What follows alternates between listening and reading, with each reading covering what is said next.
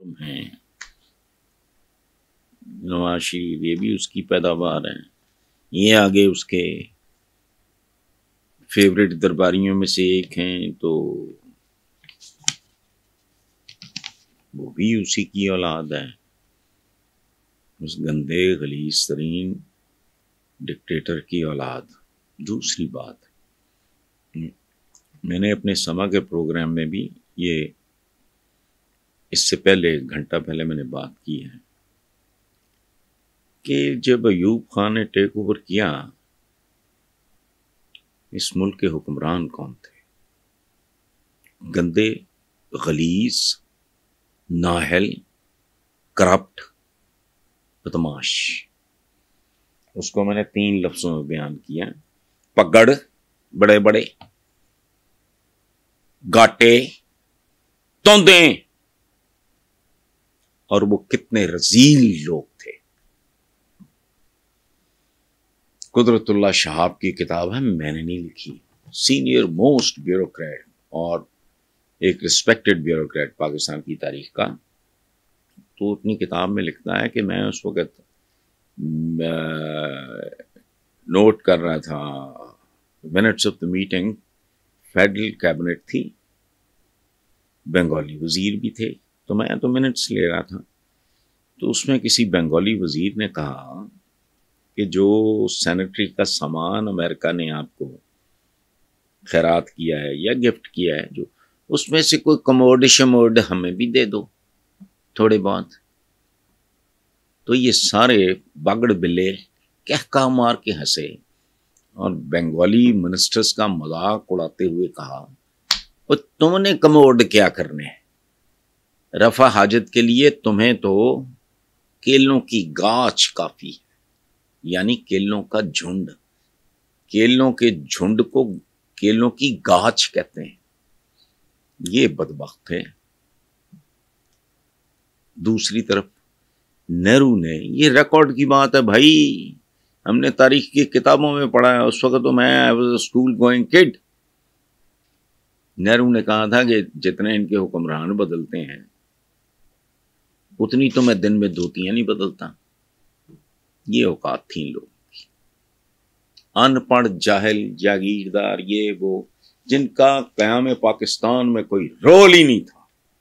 Basically सच पूछे तो पंजाब का ही कोई रोल नहीं था, बैठे थे।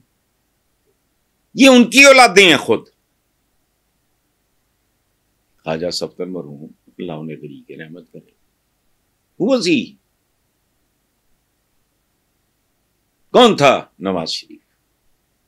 ये वो आदमी था ज़िया-उल हक की डेथ के फौरन बाद 2-3 बरसियों तक ये क्या बेचता रहा, मैं ज़िया-उल हक का अधूरा मिशन पूरा करूंगा। अब ये बेशर्मी, बेहयाई का दोबारा कोई तोड़ नहीं होता। तो बात आपने खुद ही वैसे असगर अली साहब खत्म कर दी। आगे हैं जी सलमान हबीब हैं कराची से। वो कहते हैं मरीम नवाज ने कहा है नेशनल ड्यूटी है कि उनको वोट दें जो मुल्क के लिए काम करते हैं। वो काम करते हैं और बार ज्यादा बनाते हैं। Very good. अच्छा, जिन्होंने मुल्क की तबाही की, उनकी वो जगह है जहां वो आज बैठे हैं। कल तुम लोग बैठे थे और कल तुमने फिर वहीं होना है। खैर, अब मैं साथ साथ जवाब दे रहा हूं। बकौल उनके खुद को किसी ओहदे के लिए पेश करने वाला शख्स एक नाअहल शख्स होता है। इस पे आप क्या तबसरा करेंगे? ये मरियम का जुमला नहीं हो सकता, है भी नहीं तारीखी तौर पे। ये तो हमारे आका का, उनके साथियों का फलसफा था कि जो शख्स खुद को किसी मनसब के लिए पेश करे, कोई बंदा ज़िबा होने के लिए खुद को पेश करता है, वो उसके लिए सबसे नाअहल होता है। ये तो मरियम ने किसी से सुना होगा, चला दिया। ये तो बहुत मशहूर जुमला है, लेकिन बात ठीक है। अब बंदा पूछे कि अब्बा जी सारा कुछ छड़ छड़ा के चिंबड़ गए सियासत में, और उस तो बाद फिर चल सो चल। हर दफा किसी ओहदे के लिए अभी ओहदा वापस लिया सगे छोटे भाई से।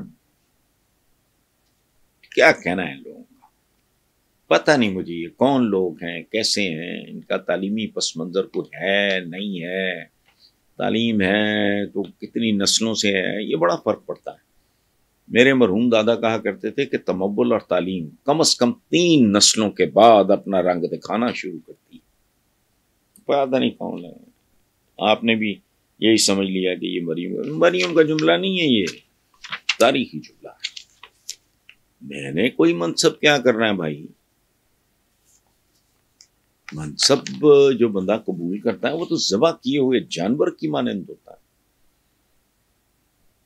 हज़रत उमर बिन खत्ताब कहा करते थे, इससे बेहतर था कि मैं वो चारा होता, यानी वो घास फूस होता जिसे कोई ऊंट खा के अपने जिस्म से खारिज कर देता। यानी जिन लोगों को ये एहसास हो कि दज्जला के किनारे कुत्ता भी भूखा रह गया तो मैं जवाब दूं, वो तो जान ही छुड़ाएगा ना। तो जेडे रोटियां वंडदे फिर हमने रोटी छश्ती कर दी, छश्ती कमाल। टोपी ड्रामे सारे, नीचे कीड़े मकोड़े रेंगते फिर रहे हैं, और ये एम्बुलेंस कोई, ये बिल्कुल ऐसी है जैसे एक भूखा नंगा बाप जिसने घर का किराया देना हो,